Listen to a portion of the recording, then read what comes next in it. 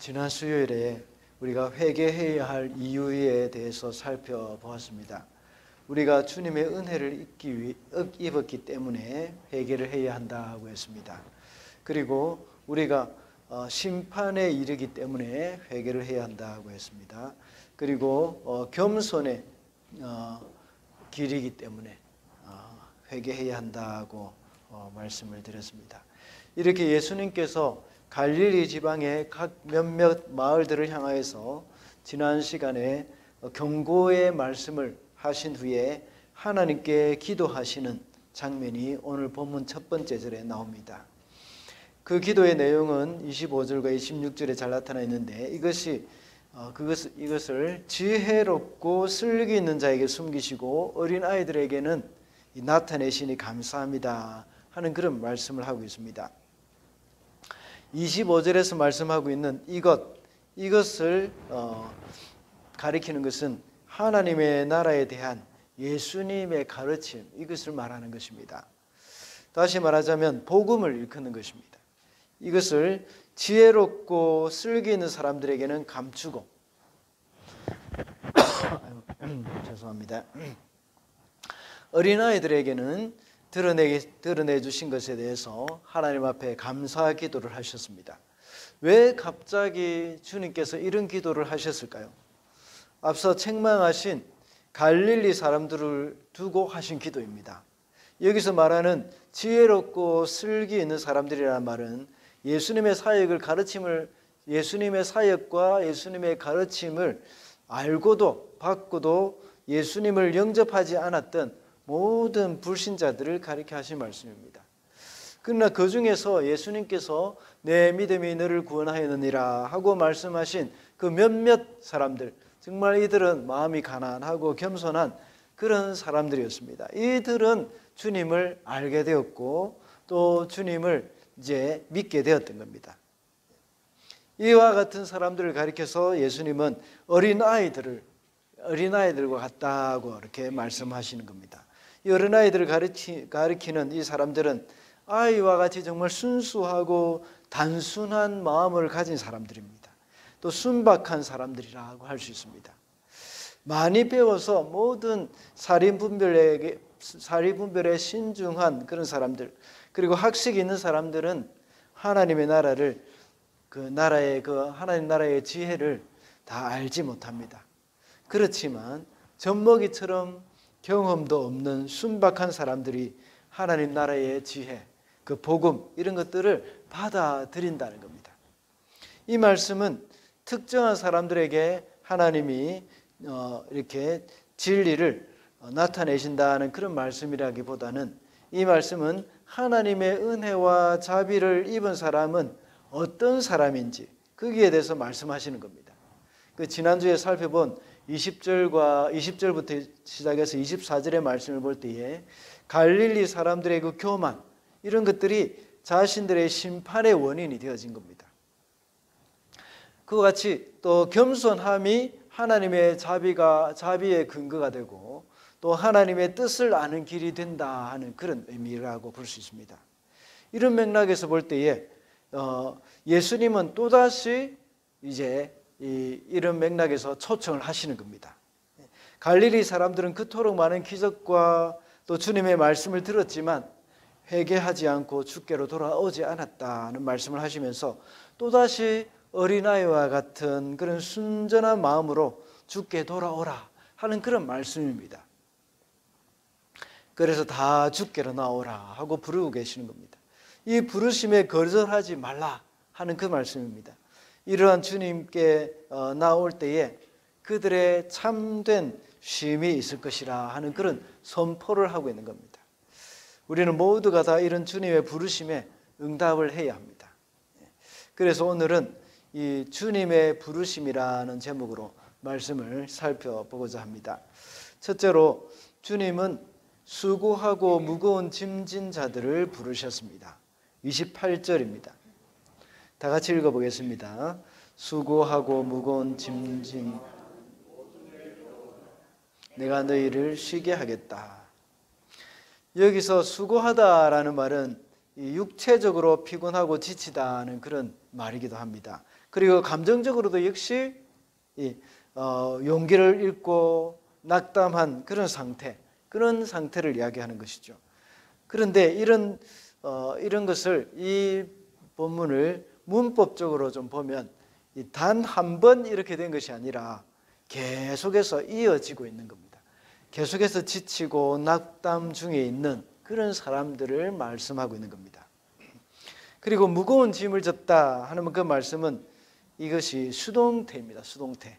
누군가에 의해서 무거운 짐이 나에게 지워진 사람들, 자기에게 지워진 사람들, 이런 사람들을 가리키는 겁니다. 그렇다면 누구에 의해서 어떤 짐을 지게 되었을까요? 그때 당시 유대 사회는 율법학자들과 바리새인들에 의해서 참 지워진 그런 율법적인 그런 무거운 짐들이 너무나도 많았습니다. 그리고 또 다른 짐은 모든 인류가 가지고 있는 짐입니다. 마귀가 우리 인간들에게 지운 그런 죄의 짐을 말하고 있는 겁니다. 우리 철로역정이라는 그 책을 보면 거기에 그 성도라는 사람, 크리스찬이라는 사람이 자기의 짐을 지고 있습니다. 이 짐을 어깨에 가득 큰 짐을 지고 이렇게 이 장망성이라는 곳을 빠져나갑니다. 그 장차 망할 성이라는 말이죠. 그 장망성을 빠져나가면서 외치는 말이 있습니다. 생명, 생명, 영원한 생명 하면서 이렇게 하면서 빠져나갑니다. 이것이 바로 악한 마귀 사단이 우리 모든 인류에게 지은 그 죄의 무거운 짐이라고 볼 수 있습니다. 그러므로 이 무거운 짐이라고 할 때에 유대 사회에서 지금 마태복음을 수신하고 있는 마태복음을 읽을 대상, 그 사람들이 유대인이라고 했는데, 이 유대 사회에서의 그 종교 지도자들 때문에 지워진 그 무거운 그 율법적인 관행들, 이런 것들이 첫 번째 무거운 짐이 되고, 그 다음에 마귀로부터 지워진 그 죄의 짐, 이것을 가리켜서 또 무거운 짐이라고 볼 수 있습니다.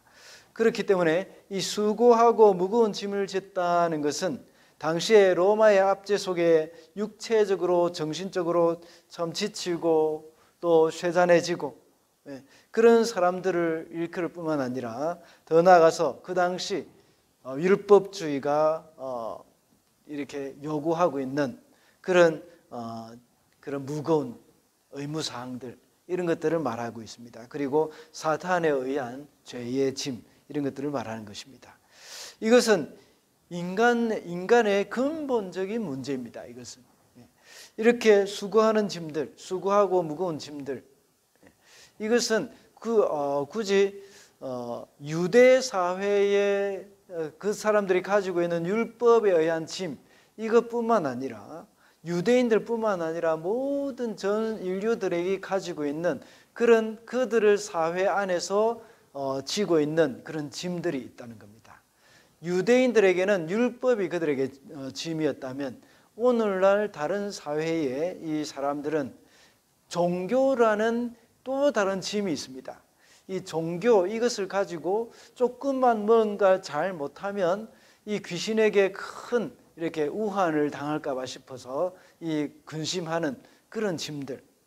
지난번에도 몇 번 말씀을 드렸지만 이사할 때조차도 역시 날짜도 귀신에게 가서 받아야 되고 우리 마음대로 하지 못하고 그런 일들이 얼마나 많이 있습니까? 또 벽에 못도 제대로 못 박고, 물론 여기 이 나라 사람들은 벽에 못 박지 말라는 것은 집이 이렇게 상할까 봐 싶어서 그런데, 그 옛날 우리나라 토속 신앙인들은 이래 집에 못을 함부로 박으면 이렇게 애군이 찾아온다는 그런 생각을 가지고 있어서 제대로 못 박은 그런 일들이 있었죠. 이런 것들이 모든 사람들에게, 전 인류가 가지고 있는 무거운 짐이라고 볼 수 있습니다. 그리고 또 지난번에도 한번 말씀드린 적이 있는데, 전 세계적으로 보면 종교라는 것은 대부분 다 율법적인 것입니다. 율법. 내가 이렇게 하면 이런 좋은 결과가 올 것이다 하는 그런 율법적인 신앙. 대표적인 것이 또 이제 무슬림이나 또 불교, 이런 사람들이 자기가 해탈을 하고 선행을 해야 부처가 되고, 예, 또 알라 신이 기뻐해가지고 천국에 간다는 그런 생각을 갖고 있지 않습니까? 이것이 바로 인간의 근본적인 문제라는 겁니다. 이런 것을 인식하고 있든지 인식하지 못하고 있든지 지금이나 옛날이나 동일합니다. 오늘날도 모든 사람들은 이런 힘겨운 삶의 현장을 살아가고 있습니다. 각종 스트레스에 시달리고 있습니다. 그리고 죄의 짐에 시달리고 있습니다. 여기서 말하는 수고하고 무거운 짐진 자들은 마음이 부호한 사람이나 또 자기 상태에 대해서 만족하는 그런 사람들을 말하기보다는 정말 그들의 영혼에 잠시도 쉼이 없는 사람들, 이런 사람들을 가리키고 있습니다. 그리고 다시 말하자면 마음이 정말 가난한 상태에 있는 사람들, 이런 사람들을 가리킨다고 볼 수 있습니다.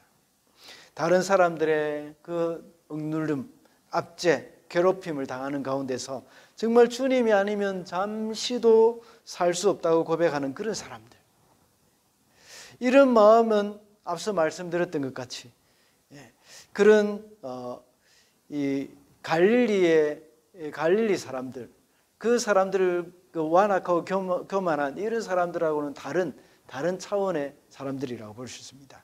그리고 바리새인과 서기관과 같은 그런 사람들과는 자기 의에 빠져 있는 그런 사람들과는 좀 다른 그런 사람들입니다.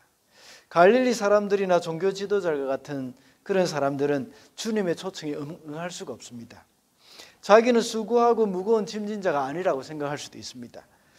또한 비록 이 세상에서 많은 고통과 근심 걱정, 그리고 말로 표현할 수 없는 고통 가운데 살고 있다고 하더라도 그를 부르시는 주님의 음성을 듣지 못한다면 그냥 저주스러운 인생 하면서 비관적인 삶을 살면서 인생을 마칠 수밖에 없습니다.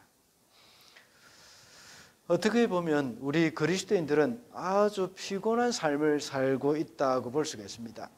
하나님도 우리 그리스도인들에게 좀 시원하게 그리고 화끈하게 좀 복을 주시면 얼마나 좋겠습니까? 직장을 찾을 때도 참 그냥 시원하게 한 방 딱 이렇게 취업하게 딱 하면 얼마나 당당하게 살아갈 수 있겠습니까? 그런데 꼭 될 듯 말 듯 하다가 안 되기도 하고 뭔가 또 다른 문제가 생겨가지고 꼬이기도 하고, 그래서 하나님 앞에 금식하면서 또 새벽 기도하면서 날마다 하나님 앞에 부르짖으면 겨우 조금 풀어주는 것 같고, 한 번씩 새벽 기도 잘 안 나오시는 분들이 새벽 기도 나오면 걱정이 됩니다. 또 무슨 일이 생겼나 하는 그런 생각이 들기도 합니다.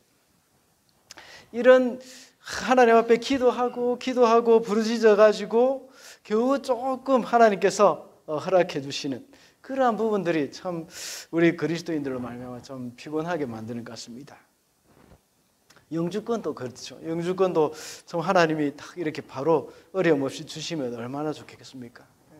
그러면 안 믿는 사람들은 예수 믿는 사람들이 뭔가 다르구나, 하나님이 참 도와주시는 것 같다 하는 그런 생각이 들어서 또 전도의 문도 쉽게 열릴 수도 있지 않겠습니까?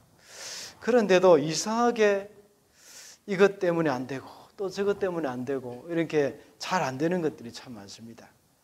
이런 일이 일어날 때 우리는 알아야 합니다. 우리 그리스도인들은 오히려 이렇게 어렵게 가는 것이 복입니다. 복. 바로 수고하고 무거운 짐진 자가 되어서 주님께로 가게 하려는 것입니다. 우리가 일이 잘 되고 사업이 잘 되면 주님을 더 잘 믿을 것 같지만 오해라고 볼 수 있습니다. 뭐든지 참 만사형통하다 보면 결국은 교만해져 가지고 이 하나님과 멀어지는 경우가 얼마나 많은지 모릅니다. 자식이 또 얼마나 속을 썩입니까?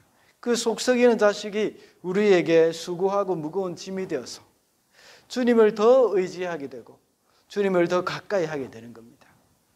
그러므로 우리 삶 속에서 일이 잘 풀리지 않을 때, 또 스트레스가 있는 삶, 이런 것들은 우리 주님께로 가지고 가도록 하나님께서 우리에게 주신 선물이라고 볼 수가 있습니다. 물론 그런 선물을 좀 사용하고 싶겠지만 결국 그것이 우리에게는 큰 유익이라는 사실, 그것을 잊어서는 안 되겠습니다. 둘째로 주님의 멍에를 매도록 하기 위해서 부르셨습니다. 29절입니다. 다 같이 읽겠습니다. 나는 마음이 온유하고 겸손하니 내 멍에를 메고 나한테 배워라. 그리하면 너희는 마음의 쉼을 얻을 것이다.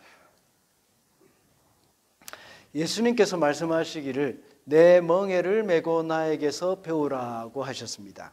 대부분 다 아시겠지만 이 멍에라는 것은 소가 수레나 쟁기를 끌 때에 좀 더 효과적으로 쉽게 끌 수 있도록 하기 위해서 이렇게 목에 씌우는 겁니다. 그래서 그 멍에에 줄을 달고 이 그림에 나와 있는 것처럼 수레를 끌기도 하고 쟁기를 끌고 가기도 합니다. 이 멍에라는 말은 사도행전 15장 10절에도 나옵니다. 이때에 예루살렘 총회가 일어날 때였습니다. 그럴 때 유대주의자들이, 그러니까 예수 믿는 사람들 중에서 유대인 출신들, 많은 유대주의자들, 이런 사람들은 이 구원의 필수 조건이 유대인이나 이방인들에게 할 것 없이 율법적인 행위가 있어야 된다 하는 그것을 요구했습니다. 그럴 때에 야고보 장로가 그들에게 이제 사도행전 15장 10절 말씀과 같이 대답합니다. 여러분은 왜 우리 조상들이나 우리가 다 감당할 수 없던 멍에를 제자들의 목에 메워서 하나님을 시험하는 겁니까? 하고 말씀하고 있습니다. 이때의 멍에, 이 멍에는 바로 구원의 필수 조건으로 율법의 행위를 말하는 겁니다. 그러나 주님은 내게 와서 내 멍에를 메고 나한테 배워라고 말씀하십니다. 주님의 이 멍에는 유대주의와는 다른 것입니다. 율법주의자들이 메는 그 멍에는 무거운 짐이었습니다. 그러나 오늘 본문 30절에 나오는 주님이 주시는 그 멍에는 쉽고 주님이 주시는 짐은 가볍다고 했습니다. 이 말은 구원의 길은 유도의 종교 지도자들이 가르치는 그 가르침과는 다른 것이라는 겁니다. 이것은 믿음으로 말미암아 구원의 도리를 이 구원을 받는 그 복음, 그것을 말하는 것입니다. 주님을 찾아온 사람들에게 하신 말씀과 같이 내 믿음이 너를 구원하였느니라 하는 그 말씀과 같이 그냥 믿음으로 말미암아 구원을 얻게 된다 하는 그 말씀입니다. 그런데 이 주님의 멍에를 메고 내게서 배우라고 하신 그 말씀 안에는 또 다른 귀한 의미가 있습니다. 그것은 나와 같이 멍에를 메고 가면 된다는 말씀입니다. 그때 당시에 이 소의 멍에는 두 마리가 함께 메고 가는 것이었습니다. 보통 우리나라에서 본 것은 멍에가 하나짜리 멍에지만 이 팔레스타인 지방의 그 소는 두 마리가 함께 수레를 끌고 가거나 쟁기를 끌기 때문에 두 개짜리 멍에였습니다. 옛날에 저희 할아버지가 책력이라고 했습니다. 책력. 이게 음력으로도 나와 있고 뭔가 좀 역학적인 그런 부분이 있는데 그걸 보면서 이렇게 토정 비결을 이렇게 보기도 했습니다. 그걸 보면서 올해는 소 7마리가 쟁기를 끌고 밭을 가는구나 하고 이렇게 말을 합니다. 그러면 그 말이 무슨 말이겠습니까? 가뭄이 굉장히 심하다는 겁니다. 가뭄이 너무 심해가 땅이 딱딱해가지고 이렇게 이 소가 7마리나 돼야 이 쟁기를 끌고 갈 수 있을 그만큼 이렇게 밭 깔기가 어렵다는 그런 의미입니다. 우리나라도 그런 것을 볼 때에 소가 아주 몇 마리씩 이렇게 쟁기를 끌고 이렇게 했던 것 같다는 생각이 들기도 합니다. 팔레스타인도 역시 비가 많이 오지 않지 않습니까? 그래서 늘 소가 쟁기를 끌 때에 2마리 이상을 끌었는 것 같습니다. 그럴 때에 항상 이 쟁기를 끌고 가는 소가 2마리가 다 참 아주 일을 잘하는 그런 경험이 많은 소이면 참 좋은데 그렇지 않을 경우가 참 많다는 겁니다.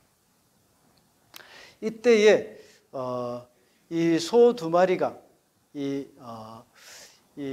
한 마리는 좀 경험이 많은 소고 또 한 마리는 경험이 적은 그 이제 새롭게 일을 배우는 소라고 할 때에 그때에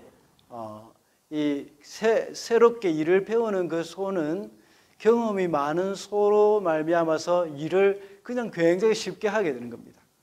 어떤 데는 그냥 뭐 안 하는 것처럼 경험 많은 소가 거의 대부분 다 할 정도로 그렇게 하는 그런 경우입니다.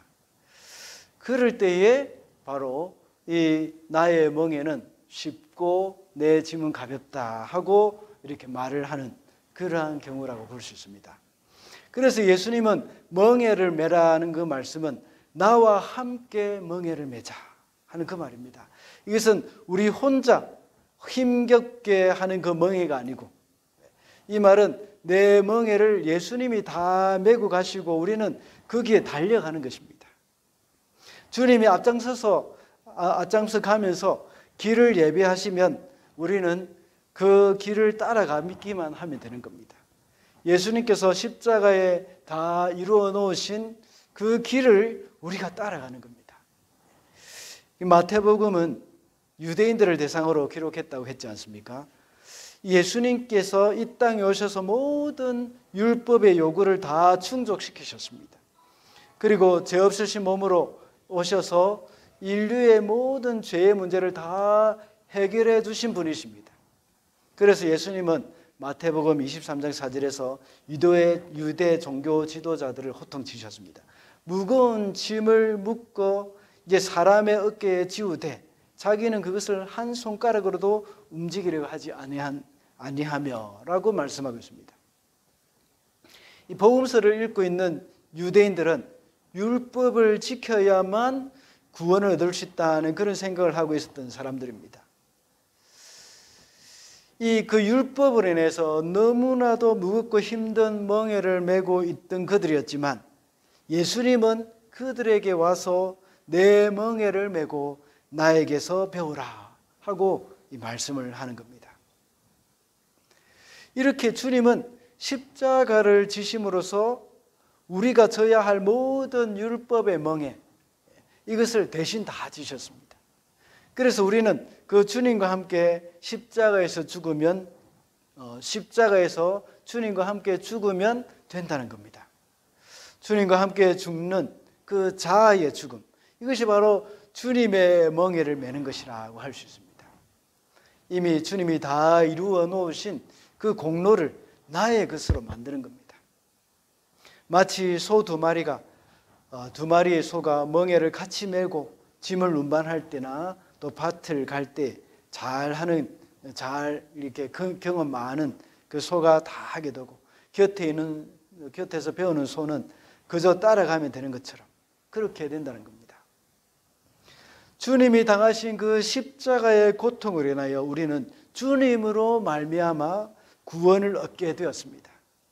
그래서 우리는 주님과 함께 십자가에서 죽은 자가 되었고 주님과 함께 또 다시 살아난 자가 되었다는 겁니다. 그래서 우리는 새 사람이 되었고 하나님의 자녀가 되었습니다. 더 이상 율법주의자들의 무거운 짐이나 멍에를 우리가 메고 갈 필요가 없게 되었다 하는 것입니다. 그래서 이제 주님의 멍에를 메고 가는 그런 우리들의 모습이 되어야 한다는 것입니다. 마지막으로 주님은 쉼을 주시기 위해 부르셨습니다. 28절과 29절입니다. 다 같이 읽겠습니다. 수고하고 무거운 짐진 사람들은 모두 내게로 오너라. 내가 너희를 쉬게 하겠다. 나는 마음이 온유하고 겸손하니 내 멍에를 메고 나한테 배워라. 그리하면 너희는 마음의 쉼을 얻을 것이다. 이 수고하고 무거운 짐을 진 자들, 이 사람들에게 필요한 것이 뭐였습니까? 쉼입니다. 쉼. 주님은 우리의 수고와 무거운 짐을 잘 아십니다. 그래서 우리를 부르신 겁니다. 내가 너희에게 쉼을 주겠다 하는 그 말씀입니다. 주님은 마음이 온유하고 겸손하시기 때문에 우리의 마음이 쉼을 얻을 수가 있습니다. 여기서 말하는 온유와 겸손, 이것은 주님께서 자신에게 오는 사람들을 향하여서 정말 친절하고 너그러운 마음으로 참 일부러 자신을 낮추는 그런 마음 자세, 겸비한 자세, 이것을 가졌다는 것입니다. 이러한 예수님의 성품은 이 구약에서도 예언이 잘 되어 있습니다. 이사야 42장과 53장에 보면 고난의 종으로 오신 예수님에 대해서 예언을 하고 있습니다. 이 고난의 주님이 바로 겸비하게, 겸손하게 하나님이신 메시아가 우리와 같이 오셔서 우리에게 함께 해주심으로 우리는 쉼을 얻게 되었고, 또 이 채찍에 맞음으로 나음을 얻게 되었다 하는 그런 이 의미의 말씀들을 계속하고 있는 것이죠. 그리고 또 스가랴서 9장 9절에 보면 온유하고 겸손의 인격의 소유자, 그 메시아를 소개하고 있는 겁니다. 예수님은 이렇게 낮고 비천한 자리에서 참 지치고 피곤한 우리들을 구원하기 위해서 오신 겁니다. 이러한 예수님의 성품 때문에 우리들에게 쉼을 줄 수가 있는 겁니다. 이 사람을 만나면 이 쉼을 얻을 수 있는 사람이 있고 마음이 피곤해지는 사람이 있습니다. 이 사람이 어떤 생색을 내거나 참 온유한 척할 때는 겉으로 보기에는 그 사람이 참 온유한 것 같지만 그러나 왠지 부담스럽고 또 이 참 불편한 그런 마음이 있습니다. 또는 이 겸손한 척할 때 만나는 사람들에게 참 우리는 뭔가 그러니까 척하는 사람들, 그런 느낌이 좀 오지 않습니까? 물론 우리 교회 성도님들은 아무도 그렇지 않지만, 예, 그런 가운데서 참 좀 긴장이 되는 그런 부분들이 있습니다.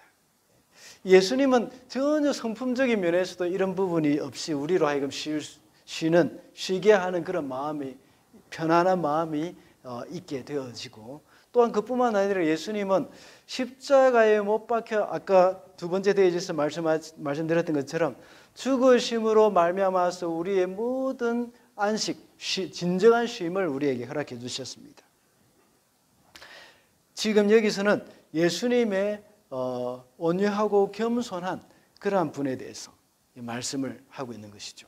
그래서 본인은 전혀 의식하지 못하지만 왠지 그 사람을 보면 온유하고 겸손한 사람이라는 그런 느낌이 듭니다. 그는 정말 예수님의 성품을 닮은 사람이라고 볼 수 있습니다. 언젠가 새벽기도 시간에 이 모세의 온유함에 대해서 말씀을 나눈 적이 있습니다. 본래 모세는 그렇게 온유한 사람이 아니었습니다. 40세 때 모세는 자신의 동족을 괴롭히는 그 이집트 사람을 이렇게 쳐 죽인 그런 사람이었습니다. 그런 모세가 나중에 민수기 12장 3절에 보면 이 사람 모세는 온유함이 지면의 모든 사람보다 성하니라 하고 말씀하고 있습니다. 이 세상 사람 중에 모세보다 더 온유한 사람이 없다는 겁니다. 이렇게 하나님이 인정하시는 온유한 사람이 될 수 있었던 것은 무엇일까요? 그것은 바로 광야 생활을 거쳤기 때문입니다. 아까 온유라는 말이 온순하다는 뜻이 있다고 했습니다. 이 말은 길들여졌다는 말이죠. 길들여졌다. 소나 말은 굉장히 힘이 셉니다. 그렇지만 길들여진 말과 소는 그 힘이 잘 통제된 상황 가운데서 발휘하고 있는 겁니다. 이 사람을 보면 참 하나님 앞에서 잘 길들여진 온유한 사람이 바로 이 모세와 같은 사람이라는 겁니다. 모세도 이집트에서 온갖 학문과 무술을 다 익힌 사람이었지만 광야 생활 40년을 통해서 하나님으로부터 잘 길들여진 사람이 되었습니다. 그래서 그는 자기가 가진 힘을 잘 통제할 수 있는 사람이 되었던 겁니다. 우리 예수님은 얼마나 강하신 분입니까? 또 그러나 주님은 가장 약한 모습으로 이 땅에 오셨습니다. 우리 주님은 온 세상보다 크신 분이십니다. 하늘의 하늘이라도 우리 주님을 모실 수 없는 그런 분입니다. 그렇게 크신 분이신 우리 주님이 가장 작은 모습으로 이 땅에 오셨습니다. 왜냐하면 우리 주님은 온유하고 겸손하신 분이시기 때문입니다. 혹시 여러분에게 강한 부분이 있다고 생각되는 분이 계십니까? 그 강한 부분, 그것을 우리는 잘 통제할 수 있어야 온유한 사람이 되고 겸손한 사람이 될 수 있습니다. 오늘날 사람들은 무엇이 오늘날 사람들에게 가장 힘이 되는 것이라고 생각하십니까? 아마 돈일 겁니다. 돈. 세상 사람들은 이 돈이 가장 힘이 있다고 생각하고 돈이면 뭐든지 다 할 수 있다고 생각합니다. 그래서 돈이 있다고 생각하는 사람들은 온갖 사치스러운 생활을 서슴없이 합니다. 그러나 온유하고 겸손한 사람은 그런 표시를 내지 않습니다. 있으나 없으나 동일합니다. 또한 없는 사람들의 입장에서 생각하면서 자신의 부를 드러내지 않습니다. 사람들은 이런 사람을 볼 때에 마음에 쉼을 얻을 수 있다 하는 겁니다. 제가 가끔씩 생각나는 찬양이 있습니다. 주님의 계절이라는 찬양입니다. 그 중에 일부분만 1절일 겁니다. 아마 그 부분만 소개를 하겠습니다.